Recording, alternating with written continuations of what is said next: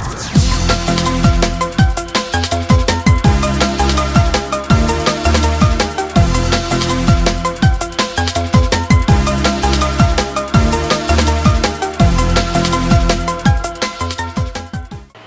News में पंडित अशोक कुमार जी से आज हम चर्चा करेंगे सुंदरकांड के बारे में। सुंदरकांड क्या है, क्यों कराना चाहिए, सुंदरकांड का क्या महत्व है और क्या क्या सुंदरकांड के बारे में भ्रम है, वो सारी बातों के लिए चर्चा करेंगे। और क्या विधि है सुंदरकांड कराने की, ये हम पंडित जी से आज जानेंगे अपने दर्शकों के लिए। तो पंडित जी, ये आपका सीपीएन न्यूज़ में बहुत बहुत स्वागत है। पंडित जी, हमारे दर्शकों को बताएं सुंदरकांड के बारे में कि क्या है सुंदरकांड। नमस्कार। श्री गणेशाय नमः। देखिए, सुंदरकांड बहुत सुंदर कांड है। सुंदर जिसका नाम ही है। श्री रामचरितमानस में 5वां सोपान है, 7 सोपान है, उसमें 5वां सोपान है, उसको कहते हैं सुंदरकांड। सुंदरकांड के प्रथम इष्ट देव कौन है? श्री हनुमान जी बालाजी महाराज हैं। इनकी ही पूजा होती, इनकी ही भक्ति के लिए सुंदरकांड का पाठ का आयोजन किया जाता है। देखिए, सुंदरकांड में जो है रामचरितमानस में जितने भी सोपान हैं, इसमें सुंदरकांड में जो फल प्राप्त हुआ है उसी फल की आशा के लिए जीव सुंदरकांड कराते हैं। सुंदरकांड में हनुमान जी महाराज ने सीता माता की खोज लगाई है।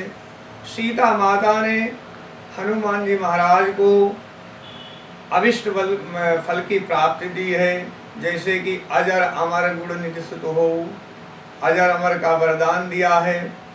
8 रिद्धियाँ, 9 रिद्धियाँ, सिद्धियाँ, 8 सिद्धियाँ सभी प्राप्त होती हैं सुंदरकांड में। सुंदरकांड कराने से फल की प्राप्ति क्या है कि जैसे कि घर में कोई ग्रह दोष है, शनि की बाधा है, राहु की पीड़ा है, सुंदरकांड कराने से इन बाधाओं से मुक्ति मिलती है। क्योंकि हनुमान जी की भक्ति है, हनुमान जी की शक्ति है इसमें। सुंदरकांड कराने की विधि ये है, मंगलवार का दिन हो या शनिवार का दिन हो तो सुंदरकांड का महत्व ज़्यादा होता है, बढ़ जाता है। और दूसरी विधि ये है कि 12 बजे, दिन के 12 बजे के बाद में कराना चाहिए।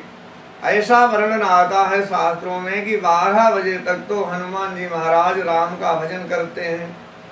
अब जो भक्त भगवान का भजन करता है उसकी भक्ति करोगे तो उधर वो उसका ध्यान नहीं होगा। 12 बजे के बाद में हनुमान जी महाराज जो हैं भक्तों पे कृपा बरसाते हैं। तो 12 बजे के बाद में जब सुंदरकांड पाठ होता है उसकी भक्ति और शक्ति अलग होती है।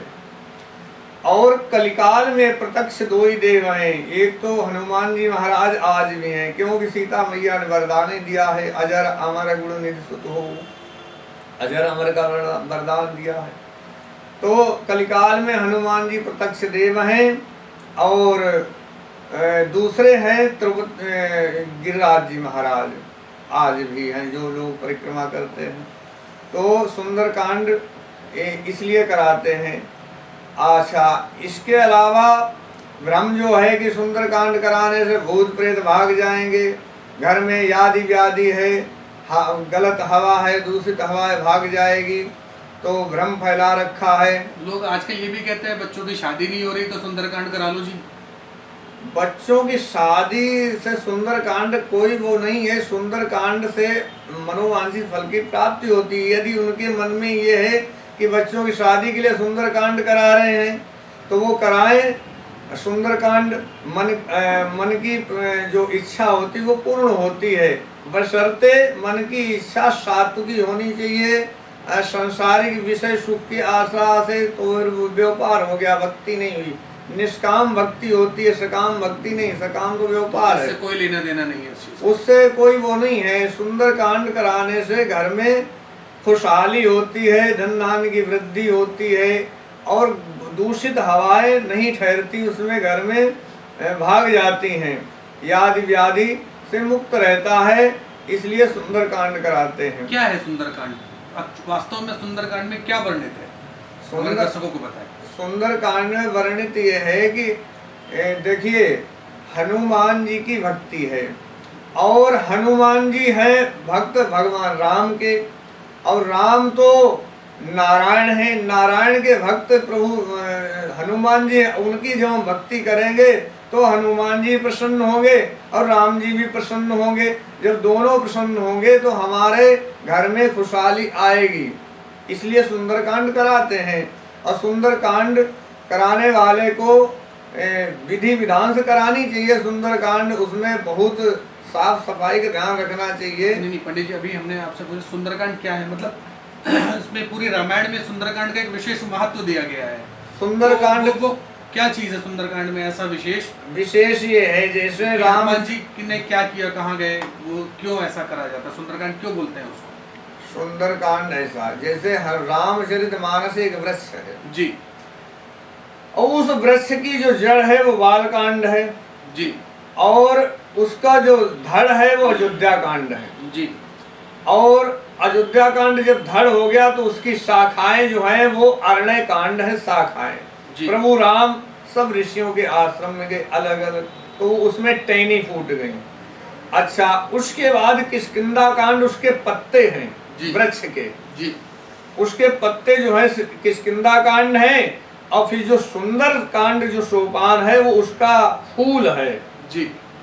अब फूल सबको प्रिय होता है, फूल हम तोड़कर देवताओं को चढ़ाते हैं जी। तो इसलिए सबसे सुंदर वृक्ष का फूल होता है जी। इसलिए सुंदर कांड इसका नाम है। ये रामचरितमानस का वृक्ष का ये फूल है, पुष्प है जी। अच्छा, इसमें सुंदर कांड में क्या है कि हनुमान जी महाराज की भक्ति ज्यादा दी है, हनुमान जी महाराज की कथा ज्यादा है और हनुमान जी महाराज की भक्ति शक्ति इसमें दर्शाई गई है। और प्रभु राम ने हनुमान जी को भेजा है सीता माता का पता लगाने के लिए, तो समुद्र को पार किया है हनुमान जी ने। समुद्र को पार करके लंका में जाकर के सीता माता का पता लगाया, विभीषण से भेंट हुई है और माता सीता का पता लगाने के बाद में लंका को जलाया है, इस सुंदर कांड में ही है। और लंका को जलाने के बाद में सीता माता को मुद्रिका दे करके और सांत्वना दे करके धीरज बंधा करके और प्रभु राम के पास आए हैं। हनुमान जी महाराज सीता माता से चूड़ामणि लेकर के आए हैं और प्रभु राम को दी है। तो ये सब कथाएं सुंदर कांड में हैं, वर्णित हैं। इसीलिए सुंदर कांड का शक्ति ज्यादा है और भक्ति ज्यादा है जी। क्या विधि है सुंदरकांड कराने की, हमारे दर्शकों को बताएं। विधि ये है कि हमने आपको बताया दिन में दोपहर के 12 बजे के बाद होनी चाहिए। मंगलवार का दिन हो, शनिवार का दिन हो, तो इन दिनों में ज्यादा महत्व होता है। मंगलवार को हनुमान जी का पूजा की जाती है और शनिवार, 2 दिन इनके हैं। क्या व्यवस्था करनी चाहिए सुंदरकांड और व्यवस्था ये करनी चाहिए कि क्या नाम, संगीत में कराए तो संगीत को बुलाए, नहीं तो बिना अपने एक ब्राह्मण को बुलाकर पहले पूजन करे। गणेश आदि नवग्रह सबका पूजन होना चाहिए, आवाहन, पूजन, स्नान, पंचामृत बनना चाहिए, देसी घी के बूंदी का भोग लगना चाहिए। सुंदरकांड करने के बाद उसके बाद आरती करनी चाहिए, भोग लगा के प्रसाद को वितरण करना चाहिए। छोटे छोटे जो बालक हैं, लड़के छोटे छोटे जो पढ़ने वाले 8-10 की अवस्था में हो, उनको 8 मिल जाए, 10 मिल जाए, 11 मिल जाए, उनको जिमा करके मीठा भोजन करा के दक्षिणा देकर तिलक लगा के सिंदूर का, तो इस तरह से ये विधान है करने का। करना चाहिए उनको, बालकों को, पढ़ने वाले बालकों को भोजन करा के और दक्षिणा देनी चाहिए, क्योंकि वो लंगूर हैं, हनुमान जी भी लंगूर हैं, तो लंगूर का भोग लगना चाहिए। तो क्या सुंदरकांड कराने वाले को व्रत रहना अनिवार्य है? हाँ, व्रत रहना चाहिए उसको। भोजन जब भोजन हो, जब सुंदरकांड हो जाए उसके बाद भोजन करने चाहिए, तब तक वो व्रत रहे।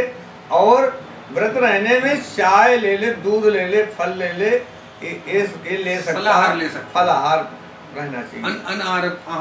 अन्न नहीं लेना चाहिए, यदि रह सके बिना फल के तो रह ले, नहीं तो फल ले ले, एक बार 1-2 फल, ज्यादा नहीं जी।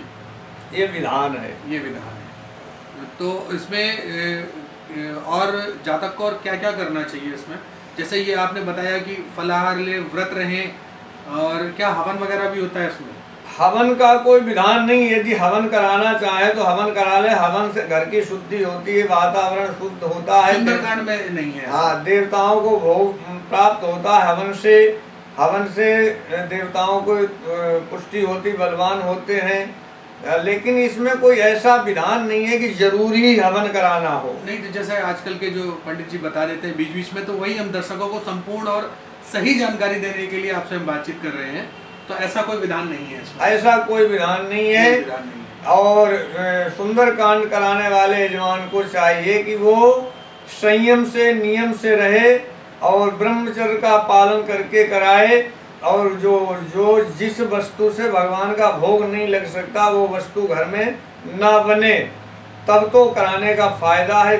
ठीक है, नहीं तो अगर उसने गलत काम किया, जैसे कि कोई वस्तु ऐसा सेवन कर लिया जिससे भगवान भोग नहीं लगा सकते, हाँ, तो फिर गलत हो जाएगा। क्या नुकसान हो सकता है उसमें? नुकसान हो जाएगा ये कि हनुमान जी बहुत साफ सुथरे हैं, बाल ब्रह्मचारी हैं और देवता माफ कर देते हैं, लेकिन हनुमान जी माफ नहीं करते। इन्हें तो सच्चाई, सफाई ज्यादा चाहिए। जैसे बालाजी में जाओ तो वहाँ पे आपको प्याज और लहसुन के छिक्कल तक नहीं मिलेंगे, इतनी व्यवस्था है बालाजी के धाम में। मेहंदीपुर में हम जाते रहते हैं। तो इसी तरह घर में यदि सुंदरकांड कराए तो ऐसी वस्तु घर में ना बने जिससे हम भगवान का भोग ना लगा सकें। तो ये पंडित जी से आज हमें सुंदरकांड के बारे में संपूर्ण जानकारी मिली। उम्मीद है कि हमारे दर्शकों को इससे बहुत ज़्यादा लाभ होगा और दर्शक इस सुंदरकांड को आगे ज़रूर कराएंगे। पंडित जी, हमारा CPN न्यूज़ में आने के लिए बहुत बहुत धन्यवाद। नमस्कार।